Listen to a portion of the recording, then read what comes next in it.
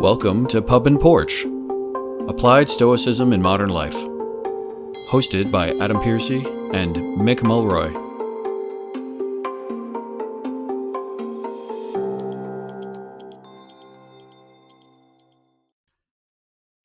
Welcome back to Pub and Porch, Applied Stoicism. I'm your host, Adam Piercy, with my co-host, Mick Mulroy.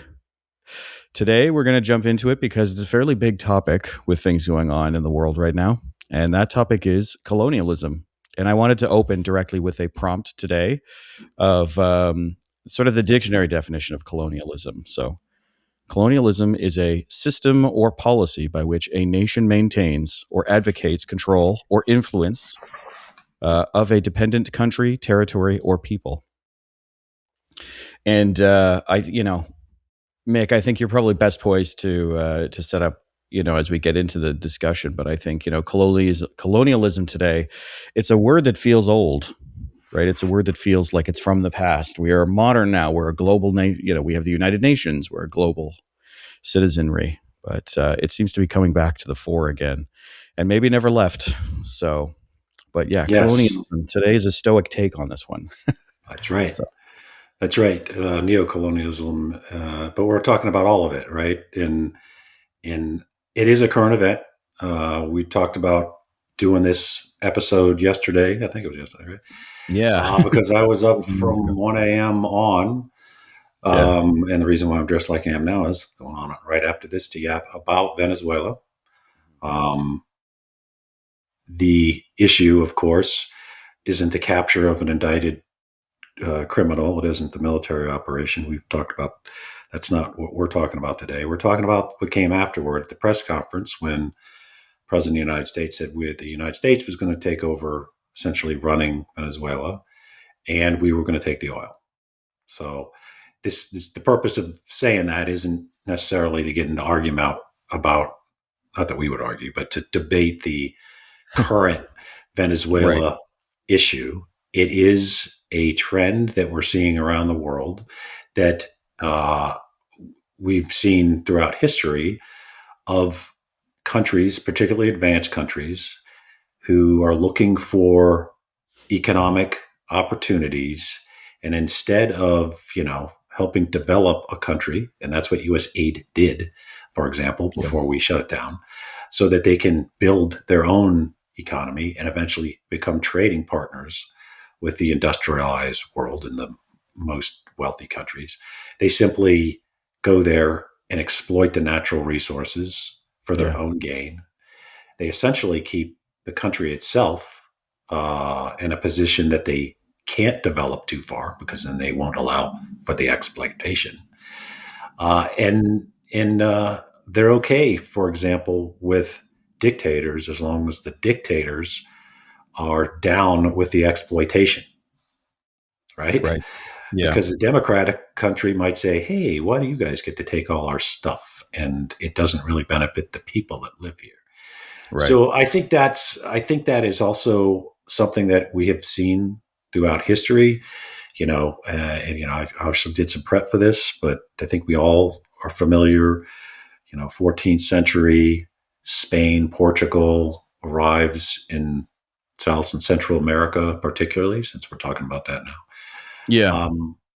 Generally speaking, if you look at colonialism, it's a country that has some form of supremacy, some real, some imagined. And what I mean by that is some kind of advanced technology, right? You can sail to them. You have muskets and cannons and things. So that's real. It's supreme technology. And then the imagined is that they just assume their culture is better than all these other cultures around the world. So they need to, it's like a benevolent thing to, civilize the savages or what have you. But it isn't even really about that. It's about economic exploitation. It's about something they have that you want. And then the consequences, and we saw the scramble for Africa, for example, if you keep going on in time, where the colonial parties, or not parties, the countries, all of which are European, of course. Yeah. Spain, Portugal, France, Germany, Belgium. Dutch, Belgium, You know, obviously the UK, the biggest colonial power sure, in the history of the world, absolutely, right? yeah, And we're two examples of it right here. yeah, Um, and then it went on, and then you look at all the problems that come from that. The imperial cartography is what the word that they used when I was reading it today, which meant they simply carved up parts of Africa, for example, in the Middle East, based on resources and dealing with other colonial powers. Like it had that's nothing to right. do with the people on the ground. So, ethnic, tribal, cultural didn't matter. Like the Didn't people matter. that No, no, didn't matter. It simply didn't matter. It was that's right. okay. We'll take this, and you can take that. This got this resource that. So we'll just make this a country. And then, And all of by a the sudden, there's a way, line on a map, right? There's just a yeah, line on a map all of a sudden one day yeah, from a it's just bunch a of line white on the guys, map that from a goes bunch like of right white guys. down this, right in the middle of a I tribe, know. right? Yeah, yeah, yeah. Or like take the Kurds, for example. There's about 25 to 30 million Kurds. They don't have a country. They're literally spread from, Turkey to Syria to Iraq to Iran. Mhm. And, I don't know how you make a country out of that, but, and I have a lot of Kurdish friends for full disclosure. But the point being is it was done for the purposes of the colonial powers. Right. Right. Yeah. And and then when it was determined, hey, we're not making any money off this, but also like the whole economic infrastructure was for what they wanted, right? So if you Yes. go to, and I lived in Africa for 5, 6 years in multiple different places, a lot of the infrastructure was for whatever they wanted, but nothing else. Like I didn't like the substance you want is here. The way you ship it to your country is here. So, ports. So there's a railroad from A to B, right? And that's Yeah. it. Like it wasn't about developing a comprehensive economy and a democratic system. It was about one guy in charge that do what you tell him to do. And Mhm. so, and I think it went away for a time because it just wasn't economically viable after World War II. So if you look at all the independent states, particularly from independence from uh, uh, Great Britain, it happens like 1946, 1947, 1948, 1949. Yeah. As a diplomat, I had to go to all these independence parties, right? Yeah. And it was always from the UK, and it was always in the date was always right. Yeah. But now it's coming back. It's coming back. The Yeah. rare It is. earth minerals is like the key talking point in national security Mhm. analyst types like myself. Not talking point, but it's one of the things that seems to drive diplomatic, military, and intelligence engagements around the world right now. It's going back to that, right? We Yeah. stopped and paused with Ukraine being attacked and say, hey, we'll help you, but you have to sign over your rare earth minerals, right? Which, by the way, are under the occupied Russian territory. So uh, that's another story there. Yeah. But the point being is it's coming back. So I think it's a good time to highlight for those people who adhere to the Stoic philosophy just Mhm. how counter that philosophy would be to the belief that you are supreme. Look at Zeno's Public, and one of the Yeah. main points was equality. And Yes. logos, everybody has it, and everybody has the right to use it. Right, reason. Yes. And I'll stop here, but I know you have probably the same list. Cosmopolitanism, which doesn't Yes. mean a universal one government. In my view, it means No. respect for cultures around the world, Yeah. and that people are not there to be exploited. And we'd even talk about the 12 million people that were taken, or I haven't, 12 million people that were taken out of Africa to be slaves. So it wasn't just exploitation of resources; it was exploitation of People. people, Human right? beings. Yeah. Which is obviously the opposite of what cosmopolitan is. And the two other things I would highlight that Stoicism would push back on all of this would be putting economic wealth as a key driving factor for your life, either as a person or as a country. Right? I Yeah. understand we want to be wealthy, and I am all about that, and I'm a free market, right of center guy. But it ain't everything, and it certainly isn't worth giving up your morals, enslaving Well, people, absolutely. and Absolutely. and then I justice would think be the last one, and then Oh, I'll leave. justice is a great one. Yeah, Yeah, yep. well, let's look at justice then. I think, there's the, as a interestingly, I'm a left of center person, and I will casually say to people like, "Well, I'm a socialist because I like trains and I like universal health care," right? But in reality, I'm a social capitalist. I don't believe that it's that like I'm not a communist. I think that gets thrown around, but there's this idea of just like a greater good, like doing things for the betterment of all type of thing. But when we talk about justice, this is something that I think really is prevalent during this huge rise of colonialism, sort of 14th century through to the 20th, where there's this big concept of race and colonial rule in that, right? Which is Yes, the a much supremacy fallacy. Yeah. yes, this idea you sort of have to subjugate the savages. You have to make the savages' lives better. And I'm always like, I don't really know that anybody can say that, right? If you look upon people with justice, with magnanimity and benevolence, then you are understanding that you are all human beings. You are understanding that you are all like that, right? So there's an equality there that I think you lose when you look at yourself as better than somebody else. And it is and that is definitely anti-Stoic, I would say, in terms of its philosophy, just from the baseline definition of the justice that we look at. To Mhm. treat them with justice and benevolence is in many ways to for me to accept them as they are. But I think that gets lost. Let's talk a little bit about the history, though, because I think there's an important thing to talk about here, right? Because I have heard some people that you know, even friends of mine, where they're like, "Man, like big day today, never thought this. I never thought this could happen." And I'm always like, "Well, this is not a new thing. Right. It's been going on for a really long time." And I think there are some specific historic examples of Stoics that have been in one or two or many of these situations and have done things. So whenever I think of this, I always think of two people. I always think of Cato the Younger, who was very Yep. famous, and I would like to do an episode on Cato, in the same way we Absolutely. did an episode It's on Zeno. quintessential Stoic soldier. Yes, quintessential pain in the ass as well. But Cato very famously, right? He opposed Caesar and Julius Caesar, Gaius Julius Caesar. And the thing about Caesar was that um, Cato was worried that he was going to be a tyrant, but it was actually earlier in his career, before going into the tyrannical phase, before looking at the imperator title and stuff like that. Cato was opposing Caesar because of his expansionist wars, like in Gaul and Britain, and it's famously known. Like Cato was calling out Caesar's war crimes because Cato is sort of of the same. Well, Cato is a Stoic, and Cato is on the same mindset as so many of us Stoics, which is like along this justice side. You kind of go, look, I can't. How can you rationalize this? You are decimating these Gallic tribes. You are decimating, you are taking this over from people and things like that. And he called out those war crimes and military expeditions.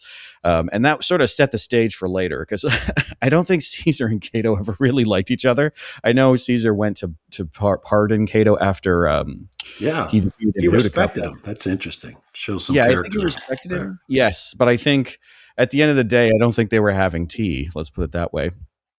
But I think, when you look at Cato, excuse me, it's very dry here. It's -2 Celsius here in Canada, so it's very Mhm. dry here. When you look at Cato, when you look at those circumstances, you realize that the one thing for certain I would say is you can't sort of hypocritize. You can't be a hypocrite in this circumstance. You can't be a Republican and want. This is in Rome. You can't be a Republican and want. Um, a Democratic or Republican style of legislature, and then go into these places, take them over, and impose yourself upon them. Like, it takes that kind of a way. And Yep. Cato definitely is, I think, on the side of the line where he goes like, this isn't right. And then the other Yeah. one I'll just quickly say from a historical perspective is Marcus Aurelius. And we always talk about Marcus, but what we tend to do is we focus on the meditations and whatnot, but looking at him as an actual leader, right? So he has two major wars that most people talk about with regards to like expansion and things like that. And interestingly, during Marcus' reign, he never actually expanded the empire. He had plans to maybe do that with some land he gathered during one of the wars, but the basic war history for him, in terms of the context that I want to share here, is there's two wars: the Parthian War, where it was actually fought with his co-emperor Lucius Verus, And that Parthian War, he consolidated but had no new provinces. And then the other one, the one that it's the one that I always feel the most connected to, is the one, the Marcomannic War, which is a war against a tribe called Yeah. the Marcomanni, and that takes place along the Danube, in sort of Austria, Czech Republic area. And Hmm. it's famous. That war is very famous because Marcus writes books of the Meditations at Carnuntum, which is like it's actually a walled city, like on the Yep. Danube or near the Danube. It's still there. Is it And still a walled city there? yes, actually, I've been Oh, there. okay. Donald Well, Robertson and I were there when he was doing press for How to Think Like a Roman Emperor, and I did. I was his videographer, and I did that. I was with him for a week there. so It it's was the same structure from when Marcus was there? Well, so that what they did was the it's a bit like Pompeii or Herculaneum. So it's Yeah. a good chunk of the city is still ruin, but they've rebuilt the bathhouse and a couple of the Roman houses back to what they would have been like at Roman times. So the bathhouse actually still works. It's full. It's a full one. It has the tepidarium, caldarium, frigidarium, all of those things. It's really Okay. neat, actually. Like Mick and I are gonna go. Mick and I are gonna road trip to Carnuntum. Maybe Okay. that's something we should do. Yeah, Well, yeah. yeah. We're I'll going to tell you come about back to that. yeah, yeah. But anyway, so when he's in Carnuntum, he writes these books. But the thing is the Marcomannic Wars are ones where he was repelling invaders.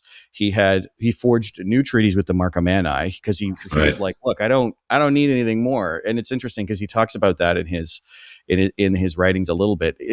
His writings are funny because he never just says like, today I fought the Marcomanni and then I did this. He doesn't say that, but you get from his writings from that time period that he was trying to have some magnanimity, right? Like, sure, they were invading. That was bad. He pushed them back. He pushed them across the Danube. Actually, in the winter, he fought on the Danube on the ice, pushed them back, Hmm. took over new lands. But then he said, look, we're done. Treaty, stop, over. Because he's like, the Roman Empire is already huge. Like, I'm not going to impose myself on these people. And it's actually better for us if we can get a treaty going and they can look after themselves. And it's interesting because so many, you and I had an episode on militarism and Stoicism, or sorry, Stoicism in the military, I should say. Yep. And interest, like, we'll fight. Like if I had been Marcus, I'd have picked up arms too if we were getting invaded and whatnot. But Marcus, as the most powerful person, could have kept going, right? He could have added 10 new provinces, maybe, or whatever it Yep. is. He decided Yep. not to. And I think that's an important thing here, right? He's going, look, I don't need to do that. And so those are two examples I think to kind of talk about here because this is not a new thing, right? This is not new. I mean, look, even if we go as far back as Athens and the time of Socrates, Hmm. and actually Donald Robertson has this in his book, like How to Think Like Socrates, right? Athens had colonies in, I Yep. believe it was So did Salerno, Sparta. So did right? Sparta. Sparta So had did Sparta, right? And so then Sicily. and then they get into this whole back and forth of like, well, who's ruling this and whatnot, and then it starts, and eventually you end up It's with, part of human nature. There's no doubt about it. It's yes, existed and probably will continue to exist. But there's absolutely, so is crime, right? yes, Doesn't mean it. You know, right. And so I we should think accept there it are as is. absolutely, and I think there are historic examples though that we have here. I will always people say it's Herodotus. I don't know that it's Herodotus, but there's always that phrasing, right, which is, he who chooses to ignore history is doomed to repeat it. And I for one, am a student of history, so but Hmm. it is what it is. So Yes, and I would like to point out, since she won our first Rufus Award in Owen, yes, that the way this could have gone, to pop back to current times, yeah, yeah, is U.S. could have removed an indicted war criminal who right, wasn't legitimate and somehow took a country who has $17 trillion oil reserves and still can't feed his own people. They right, could transition to, there's already an elected person, right? So Machado stand in, because she wasn't allowed to run, right, won by hmm 70% of the vote, yeah, which is a lot in modern democracies. We could just have that person come back and then have a interim government until there's a free and fair election, right? So I'm highlighting her because we've already highlighted her before, and somehow after all of this, she's just been shoved to the side. hmm That is colonialism, right? yeah, That's what I'm talking about. When we whoever the colonial power is, they don't really want a democratically elected independent government in the place that has the resources that they want, right? Think about it. I mean, if you were just looking at it from their perspective, not caring about the advancement of the society of which you're exploiting. You just want one person that has complete control of the country. Yeah. And in democratic countries, that's generally not the case. And in democratic countries, those people might be voted out of office next election. Dictators last forever. Dictators don't care about other people's opinions or rights. So colonialism is also counter democratic, counter human rights, individual liberties. It has Yeah. to be effective. You see what I mean? I Or do. I do. most effective. Absolutely, and I think it has to be. It has to be, doing that to be effective. But I struggle with the idea, though, that um, the best way to to help these democratic values is to do something like this, right? Like that's it's a hard one for me. It's Oh, you interesting mean because like the apprehension itself?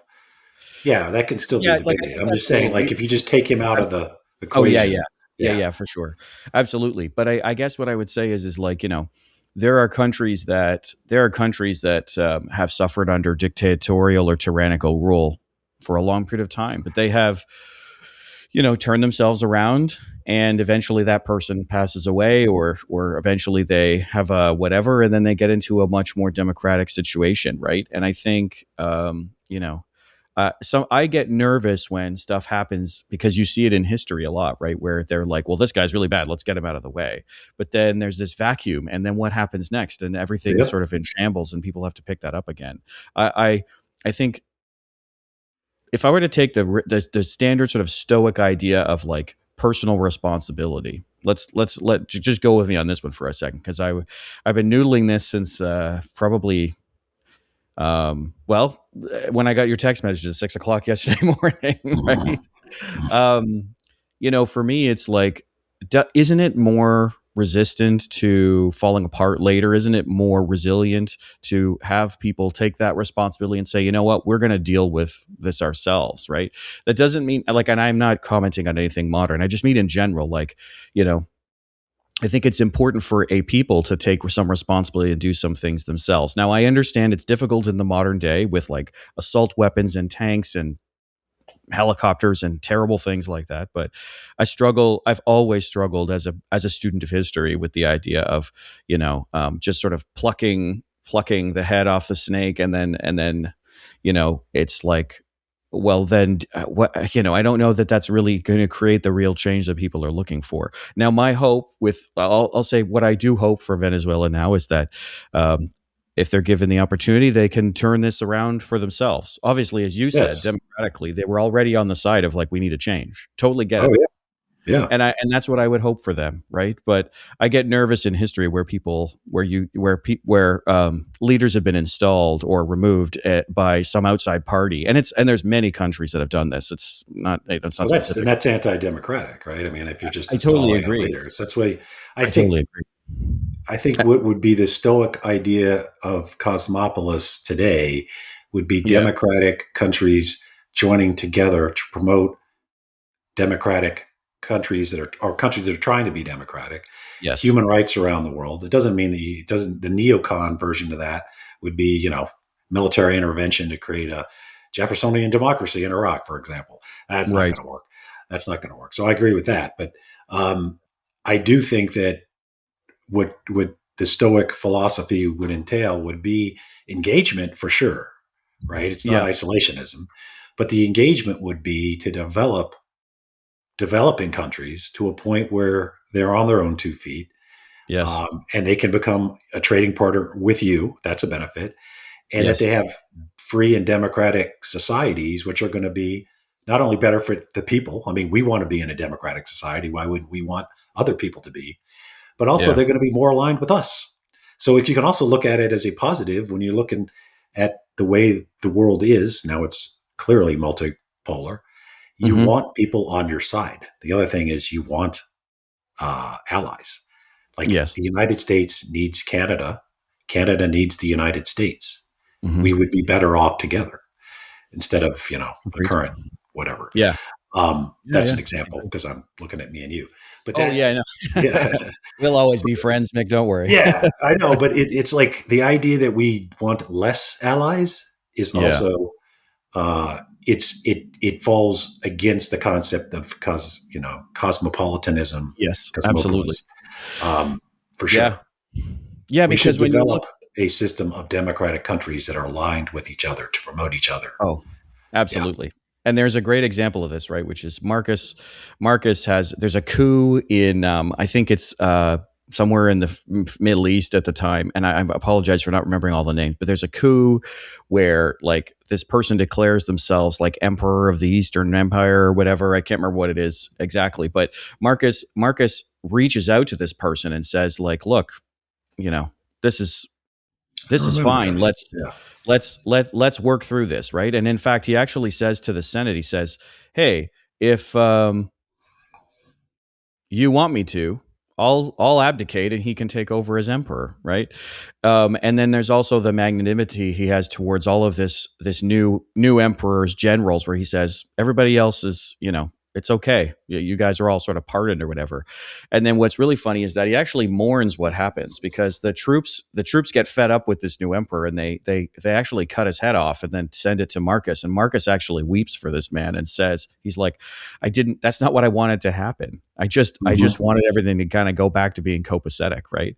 Right. And I think that's a really interesting take on all of this, right? Because in some ways, I think Marcus would have said, "Well, look, if they feel like they're better off in that way, then let them be better off that way. We'll set up a treaty; it'll be fine. Like I don't need to send all this."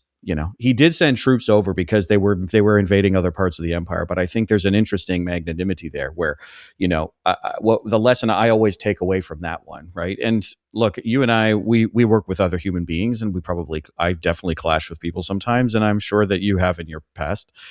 But there's the difference between like clashing, but you maintain the respect and you see them as human beings, and they don't become nemesis, right? And I think Hmm. you have to, we have to look at that. So when you talk about wanting more allies, wanting all of that, like, yeah, sure. Like I might not agree with somebody's leadership of another country, but I don't wish that person ill, right? But anyways, this is a really tough thing, because I think Stoics are it would be easy, and it's sort of been misused, I think, in history, the idea that, with stoicism, or with the idea of cardinal virtues, which are exist in stoicism, exist in religion, in certain religions as well, that people use that as a way of rationalizing really bad things, because they'll be like, or if it's really bad, they'll be like, somebody on a hilltop just like, shooting a bazooka and just being like, freedom, I'm giving you freedom, right? And it's like, okay, well, that's a really bad way to do this. Like, just because you believe in these four virtues doesn't mean everybody else has to, but you need to treat people with your ethos, which is actually another episode I would like to suggest that you and I do, about having a personal ethos. But I think that's what Cato struggled with, actually, was he was like, look, I cannot disagree ever with this idea that we need to have a democratic process. And so I bounced around a But bit there. But ultimately, I think yeah, that's the key thing for me with all of this kind of thing. I struggle with the idea of any kind of military intervention of any kind, because I think the people have to do it themselves. But that's probably my idealistic, it is what. idealistic. Not that there's anything wrong with that, but there is a component that you have to be ready to fight for yourself, Yeah, right? Because agreed. freedom isn't free. I mean, Yeah, that's a cliche, but I real. believe It's it. real.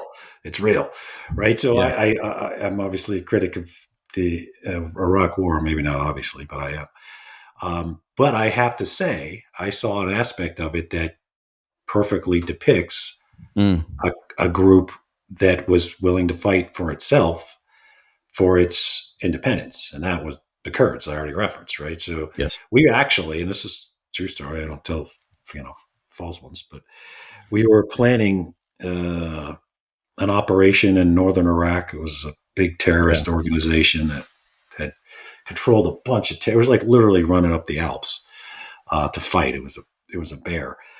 But anyway, we're planning this all out. So we're in this giant room, mostly Kurds and a few Americans, yeah. and we're waiting for somebody to show up.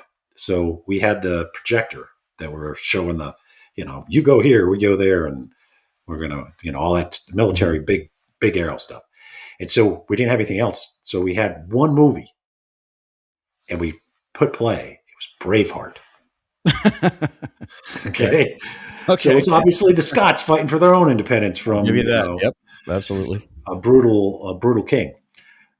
So at first nobody was watching it, right? They're just talking and looking over maps, and then that speech, man, that speech when he's Yeah. with the horse and he's running and he's talking freedom, everybody stopped and everybody looked, and I Yeah. could see in their faces they were like, "Oh man, that's us!"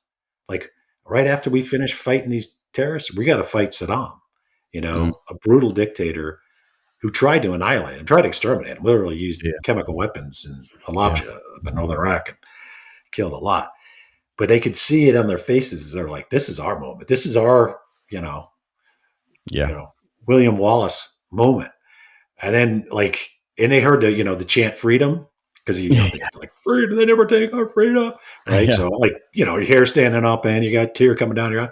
And then when we get out to the battlefield and we start going, I hear them, and they don't speak English. A lot of them, they start yelling freedom, right? Oh, Like yeah. screaming it. It was like holy rack. So I don't think that justifies the entire $1 trillion and thousands of lives that No, we spent, yeah. but I'm just But highlighting that. Look, we're lucky in places like Canada and the United States. We mhm, generally don't have a threat to our freedom. right. But I would also caution that you have to be ready to fight for it.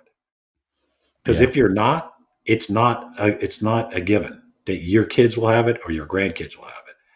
So Yeah. the one thing about Stoicism, and it's always been a part of it, is Yeah. we're not pushovers No. at Well, I all. think there's no, I know. Right? And I So think there's we might be idealistic, but we're not pushovers. We've got to be ready to defend our what we believe in and our.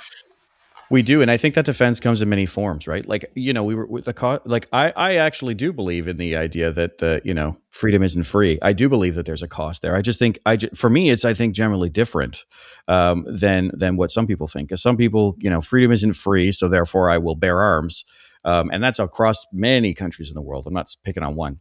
But then on the flip Yeah, side, you right, are. I'm the one who believes that the cost is vigilance in some way, shape, or form. Vigilance by educating people, right, about the Sure. values that you want, educating people about the political structure that works and all of these things, educating people to think for themselves, think rationally, right? It's vigilance to vote, right? Vote for the candidate you want. Don't vote because in Ontario, there's always that chant. There's a chant.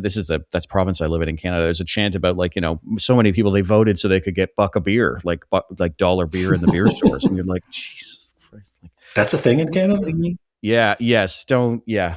Let's not even go there. I could go on an hour rant on just that, right? And Mm. they were voting against their best interests because the party that came in were like, let's dismantle hospitals, and you're like, oh great. So you have a dollar beer in the beer store, but you don't have working hospitals, and the schools are crumbling, right? So And so participation, I would agree, is part of yeah, what a good I- Stoic would do for his country, but well, also being willing to absolutely, stand and toe the line, so to speak. Not absolutely, to promote it, not to want to do it, right, but be prepared to do it.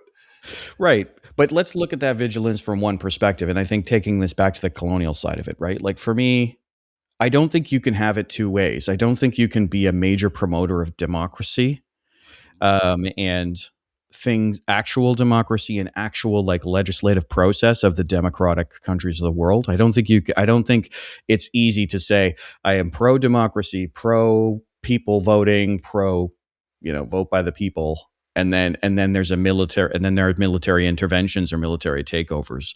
I really struggle with that because I think Yeah. if the cost is vigilance, the vigilance is you've got to stick to that ethos, which I said earlier. I think we need to do an episode on that because it's not about people should be my ethos or your ethos or the Zeno's ethos. It's like you have to have an ethos that you stick to, and no matter what. And that vigilance in many cases is like, whether it's the peaceful transition of power, right?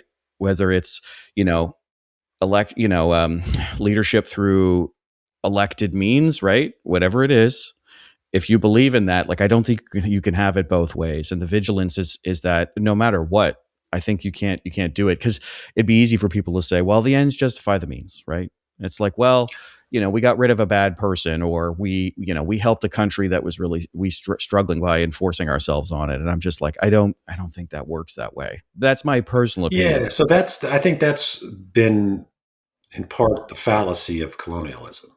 We Hmm. had to do it for their own good, right? Whether Yeah. it's bringing Oh, totally. Christianity so the savages go to Yeah. heaven, which I don't think had anything to, maybe some priests, of course, believe that, but I Yes. think the powers that be just used it, right? I mean, Yeah. Absolutely. so, but what I'm talking about being willing to stand up for, the easiest example would be Ukraine right now, Mm. right? So Ukraine is a democratic country that's been invaded by an autocratic country, and it's trying to be taken over. To be Yeah. quite frank, if Europe would have followed the model I'm promoting, which is be ready to defend yourself at all times, Right. he likely wouldn't have done it. Right.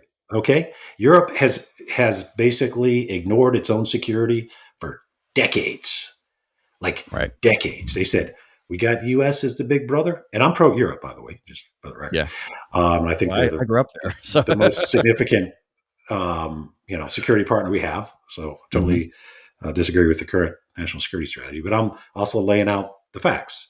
Yeah. There's militaries in Europe, countries in Europe that literally half of the National Guard of one state in the United States could defeat. Right. They literally can't even deploy, Right. right? So if you say, well, I think everybody should be like that, except for the autocratic country that's next to you, that's wrong. Yeah, you're walking into You're something. gonna you're gonna you're gonna actually promote, not that you actually endorse it, Right. things like the invasion of a country in Europe. Yeah. Okay, so what I'm saying is, you want to be, you as a democratic country and your allies need to present a formidable defense, so Right. much so that wars don't start. If you think, Yeah. well, I am friendly to everybody, and I would never think about taking over anybody else's stuff, that doesn't necessarily apply to the person standing next to you. So you Right. have to be, as Stoics and as democracies, we have to be willing to present such a formidable force that other places like Russia, or now China has encircled Taiwan, Mhm. right? Taiwan is Yeah. a democracy. Taiwan is as an ally to Canada Right. and the United States. They're now Mhm. completely encircled with a military exercise. Right. You see what I mean? Yes, So I do. you have to treat the world as it is, not the way you want it to be. Is another aspect of. I know we're getting a little off colonialism, No, no, but I think but no, but I think that's actually the core of what we're really getting to, right? Like a Stoic's not I think you and I might both say that a Stoic would never be okay with the colonialism mindset, right? right, Like yes, if you have people living next to you and they're doing bad things, right? And not even they haven't invaded you yet, but if they're doing bad things, right, you do that forward defense activity, I think as they call it, right? And the Romans were very famous for this, right, where they would like they would put an extra 10,000 centurions like in I don't know oh yeah, somewhere, and then right on the border, and they would say done, right? But and I think that's really important to kind of keep in mind is like that I don't think a Stoic would disagree with that, but I think what you and I are probably both talking about is something more along the lines of like um, that's just because you're protecting people. You're setting up a good like it is safety, it is all of those things. You got to do hmm it for the right reasons though. If you're doing your forward defense because you're just about to take over their diamond mines or something like that, like that's oh just yeah. That's just exploitation, right? like That is absolutely. It just neo-colonialism, whether it's rare earth minerals, oil, yeah. right? Um, Yeah. And but that vigilance, I think what you're talking about is another form of vigilance. But I think it's interesting because I feel like it's okay for me to be okay with doing what you're saying about having strong militaries and strong presence as long as it's a defense mindset. If you start like if you're the one picking fights, like I'm sorry that doesn't jive with my personal worldview on it. Vigilance sure. is doing the right things and always doing the right things, and you got to keep it up. And it's I feel like in some ways people are tired right now because it's just like, oh, this guy's doing this and there's another thing over here Well, and a war over there. God, it feels you and I were talking yesterday to close this out. You and I were talking yesterday, and I said to you, man, I'm really feel like I'm being affected by today's events. And you said something like a lot of people are telling me that. And it's just like, yeah, this is a tough one. yeah, it But was the press conference that really got to a lot of people. Before then, they were yeah, like, "Huh, bad dude, arrested." Okay, yeah, I mean, not that everybody was like that, but then the press conference, like, what? The yeah. U.S. I mean, the U.S. has a $31 trillion economy. The Hmm. next largest economy is China. It's 20 trillion, right? Right. And we're worried about oil in a developing country. Yeah. I mean, that is neocolonialism, right? So anyway, and yes, I understand that the government just. to be fair to both sides, the government of Venezuela took over what the infrastructure that American companies had done. So they're actually owed billions, for the record.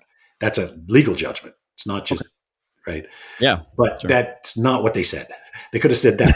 Like, we need to make sure that, Exxon or Chevron or whoever the hell, because that's also fair in business practices. But I think the concept that it's now okay to take over a country to exploit it is going back to colonialism. And the other time this came up, interesting enough, I was, we go to movies when we're together with my family on Christmas. We went to see Avatar 3. If you haven't seen that, it's pretty good. I think it's better than the other two, to be frank. Oh, okay. Really?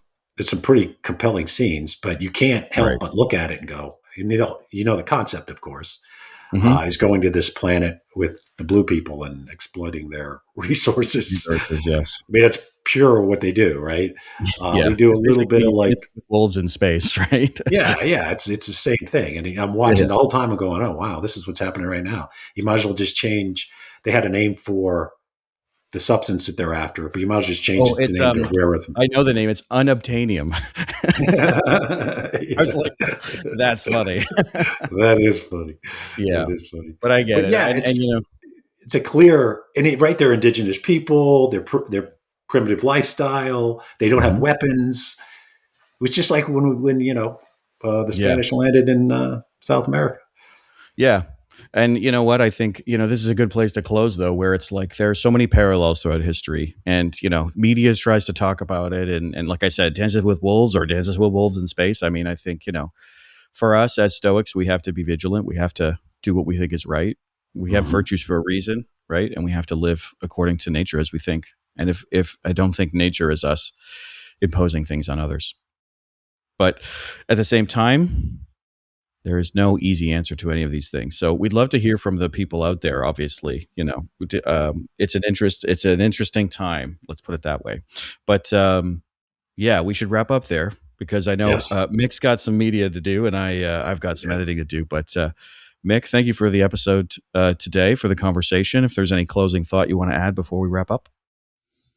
I think ultimately what we're saying is the opposite of colonialism and tribalism. And by the way, I'm writing a paper on tribalism and Stoicism. Mhm. Okay. Is cosmopolitanism, right? Yeah. And that is the Stoic concept, and it is different. And the more people who adhere to it, the better off we all will be. Yeah. Totally agree. Well, thanks everybody for listening. We will catch everyone in the next one. Cheers, Mick. All right. Cheers.